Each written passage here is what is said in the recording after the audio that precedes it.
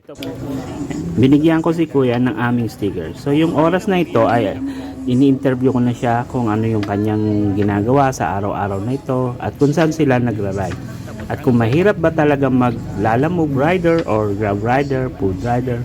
Dito sinabi ni kuya na medyo mahirap daw talaga mag-lalamove rider. Minsan maulan, maaraw, mahirap ba talaga. So ngayong Pasko na to ay nakita ko yung kanyang cellphone na walang cellphone cover. So ngayong Pasko na to, nag-commit ako na sa bawat delivery rider na pupunta sa amin mag-pick up ng item namin or food na magdi-deliver ay bibigyan ko sila ng regalo bilang pasasalamat at pagiging mabuti nilang rider. Bibigyan ko sila ng cellphone holder. Ito, binigay ko kay kuya. Siya ang kauna-unahang binigyan ko. So tuwang-tuwa si kuya at ito ay kanyang nagustuhan.